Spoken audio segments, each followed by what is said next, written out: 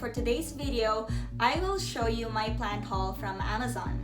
So, recently, umu-order lang ako ng plants online kasi nga medyo busy ako, tsaka syempre mas mahirap kung pupunta pa ako sa stores physically and then you would have to jump from one nursery store or plant store to another para lang mahanap yung mga gusto mo versus kung o-order ka online, makakapili ka na. You know, tapos nasa bahay ka lang, hindi mo kailangan lumabas. Advantage is yun nga, mas madaling mag-order online versus, you know, punta ka pa from one store to another. Pero ang disadvantages, you're not sure kung ano ba talaga yung makukuha mo. Like, is it in good health? Yung size ba niya ay kagaya nung nasa picture? Yung color ba niya is as good as what it is in the picture? Kasi pwede namang edited yung picture or pwede ding ma-damage na siya habang siniship pa lang yung package. Kasi syempre minsan hindi maingat yung mga shipping company or shipping personnel. So, ayun nga. Pero backstory first. Yung ginamit kong pera dito sa plant haul na to ay galing sa napanalunan ko sa casino. A few weeks ago, nagbakasyon kami ng asawa ko sa Arkansas. That's a different state. Andito kami sa Texas. Nagbakasyon kami doon. And then, nakita namin may casino. So, nag-play lang kami ng slot machine. And luckily, like, nanalo kami few $100. So, ayun, pinaghatian namin. And then, I decided na yung napanalunan ko, ibili ko ng mga rocks, crystal, at saka halaman. So, ayun, I'm so happy about it. I feel like I got all of these for free. So, right now, I have 1, 2, 3, 4, 5 different plants, but a few of them multiple colors and some of them multiple plants din. Kahit isang variety lang. So, let's start with the smallest one, which is this. Let me go closer. Ayan. So, snake plant. Marami naman sa inyo nang meron na nito or familiar nito. Regarding sa snake plant, lahat sila by the way are houseplants. So, snake plant, as you know, or some of you might have known already, ayaw niya ng direct sunlight. So, gusto lang niya indirect bright light. And actually, I was thinking I will make another video soon about sa difference ng direct light, indirect sunlight, at filtered light. But anyway, so yun nga, gusto niya ng indirect sunlight at saka not overwatering. And make sure you don't water it daily or often. You want to let it dry out yung topsoil at least 1 inch or 2. Depende kung gaano kalaki yung pot nyo or kung gaano kalaki yung plant. Let it dry for at least 1 to 2 inches yung top ng soil. So approximately, depende sa temperature ng bahay mo, depende din kung air conditioned or hindi, it can take 1 to 2 weeks before you have to water it. Especially kung nandun kayo sa countries na merong winter, then it can take longer during winter. So as you can see, very small lang siya. Let me check my cheat sheet kung magkano ko siya nakuha. Only $13. And if you watch my previous plant haul video, I will put the link in the details. Mas mahilig akong bumili ng smaller plants. Tapos ako na lang yung magpapalaki or magpo-propagate. Kasi number 1, mas masayang makita na lumalaki siya, feeling mo achieve ka. And then number 2, mas hamak na mas mura siya. Kasi kung bibili ka ng malaki na, mas mahal siya, at saka kung first time mong magkaroon ng ganong klaseng halaman, hindi ka pa 100% sure kung paano siya alagaan. Pwedeng, of course, mag-google mo naman, may YouTube mo naman kung paano alagaan, but since it's your first time na actual na alagaan siya, pwedeng, alam mo yon, pwedeng mag-fail ka, mamatay ka. So, sayang naman kung ang mahal-mahal ng bili mo, ang ganda-ganda niya, laki-laki, tas mamamatay lang. So, at least, kung sa maliit na mura mo, trina yung first time, kahit mag-fail siya, kahit mamatay, hindi ka ganong masyadong masasaktan at manghihinayang sa pera na na-lose mo. Para next time, kung bibili ka ulit na mas malaki, mas kabisado mo na, mas alam mo na kung ano yung mistakes mo. Pero, of course, much better din kung masusurvive mo siya at mapapalaki. So far naman, napakaganda naman ng success rates ko sa pag-aalaga ng mga halaman. Siguro more than 90% yung success rate ko. At yung mga namatay lang is nung bumisita kami sa Philippines because we were out for for like almost 2 weeks. And syempre, hindi naalagaan, hindi na-water ng maayos kasi yung mama ng husband ko yung bumibisita, hindi masyadong nagkaroon ng sunlight. So, ayun. But so far, everything is good. So, that's it for snake plant. Number 2 is Monstera. So, ayan, very small lang din siya. 2 stem, 3 leaves. Actually, ganun talaga yung sa description niya. Sabi niya 2 stem, 3 leaves. Tapos yun nga yung dumating.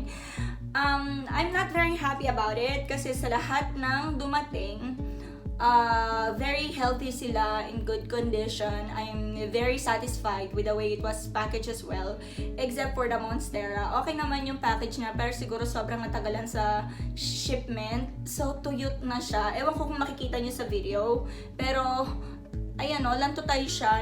Nilagay ko naman siya sa sa indirect sunlight, which is yun yung kailangan niya.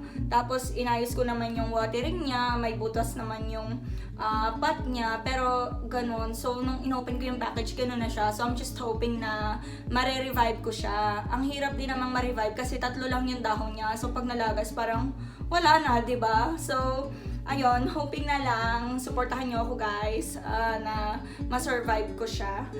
I bought that for $12 also. By the way, sa snake plant, kung bibili ako ng malaki na, it depends kung gaano kalago yung dahon, kung gaano kalaki, or kung anong klaseng pot din.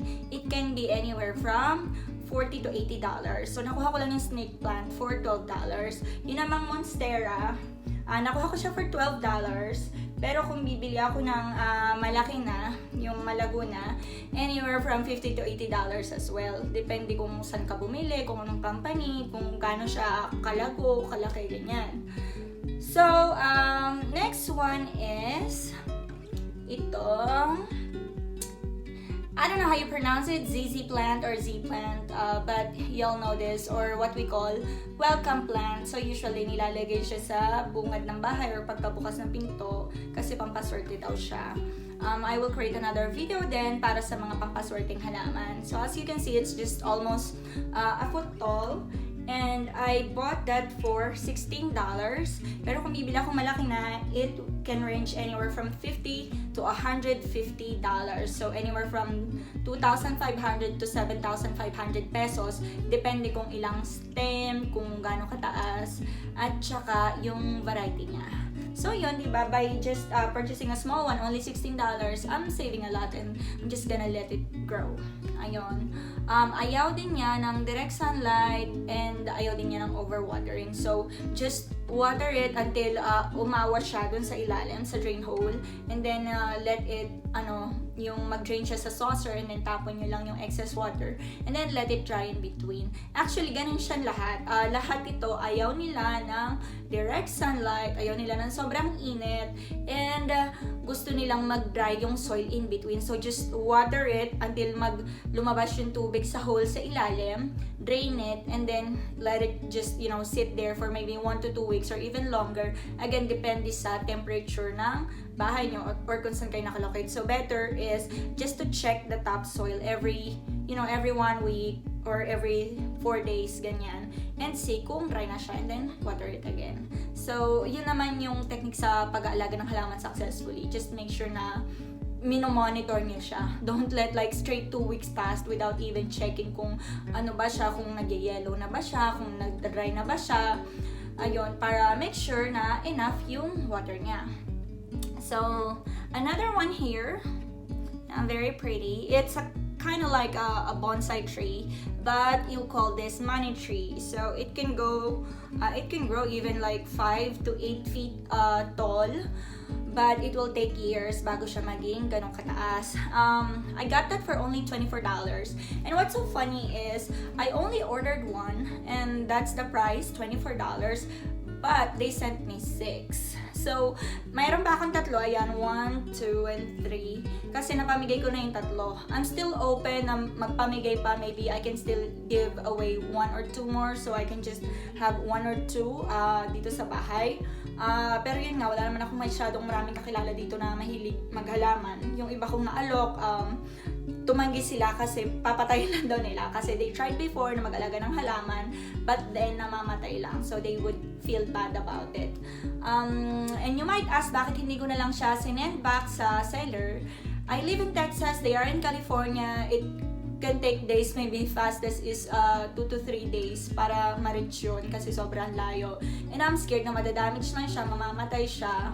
And actually sa Amazon refund, I think it can even take longer than that yung refund process nila. So I just decided na ipamigay na lang siya and find a plant parent para yun ma-survive pa siya, diba? So ayun, ito yung tallest one, mas malaki siya. Ngayon, kung napansin nyo, medyo tsaka pa yung mga pots niya kasi ito pa lang yung mga original pots nila. So, all of them are very small plastic containers. So, maybe in a few weeks, I will get some ceramic glossy pots na may mga, decorative para mas maganda siyang tignan since they are gonna be displayed here sa office ko. By the way, I'm in my office but I don't usually sit on this couch. Inupuan ko lang siya kapag medyo natatamad ako, sumasakit ang likod, pero meron talaga akong swivel chair. So, ayun, that's for the money tree. And if I get a taller one, that would have costed me $80 to $150 for a 3 to 4 feet. Hindi pa yung 8 feet ha, 3 to 4 feet pa lang yun. So, that's like 4,000 to 7,500 pesos. But this one again, I only got for $24 and they sent me 6. And then this one, so pretty. I have Anthurium. And this is color pink, or what they call pink salmon. Ayun, mini lang siya, and actually I like my Anthurium to be mini, so I'll try my best to maintain the size. Siguro lagi ko na lang siyang ikakat or ititrim yung mga dahon kasi ayoko nang masyadong malabo siya or malaki. I'm not sure, but I think that's how I want it to be. I got 3 colors. I got the pink one, and then this one is red. It's also a mini, and I have here the white one. The white one actually is not mini. Sobrang lalaki ng dahon niya. Naputol ko na yung dahon na siguro more than 50%. At yung mga kinat kong dahon like sobrang lalaki talaga. Like sinlaki ng mukha ko siguro. So medyo kinat ko lang siya. Tinira ko yung maliliit na dahon para magmukhang mini din siya. Dun kasi sa description, walang nakasulat ko kung mini or hindi. Tapos wala na akong makitang ibang choices. So binili ko na lang siya. Yung sellers nila nung white, red, and pink are different sellers kasi hindi naman lahat available yung colors sa isang seller. So iba-ibang prices din siya. This is like 2019 and I think yung white is over 20 something. I can't exactly remember. Ngayon, kung bibili ka naman nung mas malaki na, yung talagang tipong fully grown na nasa magandang pot, it can range anywhere from like $60 to $70 dollars. So ayun, medyo nakasave din ako and I really like how they turned out. All of them were shipped in a good condition, pati yung mga dahon nila. Tuwan-tuwa ako lalo na dun sa pink na variety. So, ayun lang guys. Again, I have a Monstera na hopefully makasurvive. Snake plant. Ayan, ito yung Monstera. And the welcome plant. And then, I have a lot of money tree. I have 3 of them. And then, different colors of Anthurium. So, for now, they are all gonna stay here in my office. I have a table here at the back. Medyo bibili siguro ako ng parang tiered tower para iba-iba yung height niya. Tapos, bibili ako ng mga pots at dun ko siya i-display. Good thing then is malapit siya sa window, so may indirect bright light na pumapasok and may lighting din naman ako dito sa office ko. And since meron din ako ng portable plant bulb, pwede ko naman siyang ilawan dito anytime. So, when they grow bigger, then that's the time that I will rearrange them. So, watch out for that video kapag niripat ko na sila at nilagay ko na sila dito. For now, thank you so much for watching. Please don't forget to like, subscribe, and share. And if nobody told you yet, you are a very wonderful person and you are doing great. Have a great day. Bye!